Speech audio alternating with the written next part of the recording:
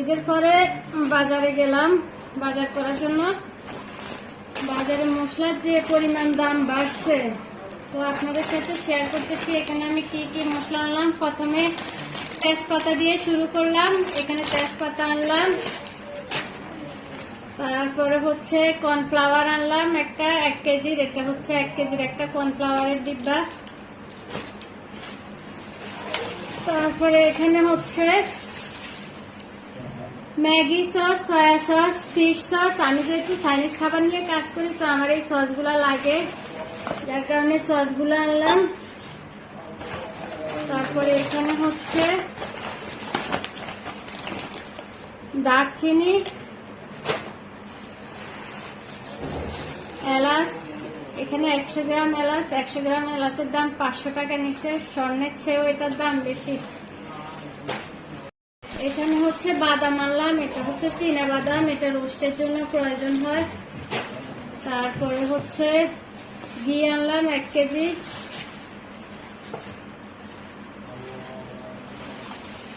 এটা হচ্ছে chilli sauce নূরের, এটা এখানে 5 লিটার।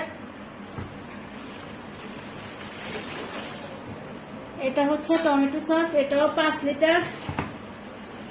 চাইনিজ খাবারের মধ্যে এই সসগুলো একটু বেশি লাগে, তো যার কারণে এগুলো একটু বেশি বেশি করে আনা হচ্ছে। এটা হচ্ছে লবঙ্গ। তারপরে হচ্ছে এই যে কিশমিশ আনা হয়েছে, রোস্টের জন্য কিশমিশ বা পোলাওতেও ব্যবহার করা যায়। আর এটার নাম কি, এটার নাম আমার মনে থাকে না। এটা মনে হয় সম্ভবত জোত্রিক হবে, এটার নাম মনে থাকে না আমার। আর এটা হচ্ছে জায়ফল, এটা জায়ফল, এটা জোত্রিক। হ্যাঁ, এবার মনে হয়েছে। আর এটা হচ্ছে, তারপরে এ হচ্ছে জিরার গুঁড়া। জিরা শেষ হয়ে গেছে, আর আমি এখানে বেশি করে জিরা আনি সবসময়। জিরাগুলাকে একসাথে গুঁড়া করব। আর এটা হচ্ছে ধনিয়ার গুঁড়া। আপাতত বাসায় ধনিয়ার গুঁড়াটাও শেষ হয়ে গেছে, তো ধনিয়ার গুঁড়া নিয়ে আসলাম। সেই সাথে হচ্ছে এখানেও আরো বাজার করা হয়েছে। এগুলো হচ্ছে বক্সের যে বাজারগুলো লাগে আমার, মানে খাবার ডেলিভারি দেওয়ার জন্য যে বক্সগুলো দরকার হয় সেগুলো। আর এখানে হচ্ছে টিস্যু আনা হয়েছে 3টা টিস্যু আনলাম 3টা। তারপরে হচ্ছে এই যে আমার চাইনিজ খাবারগুলো দেওয়ার জন্য এই বক্সগুলোর প্রয়োজন হয়, এগুলো আনলাম এখানে। তারপর এখানে যা আছে এগুলো সব হচ্ছে বক্স। এই তো দেখতে পাচ্ছেন আমার আজকের বাজারগুলা।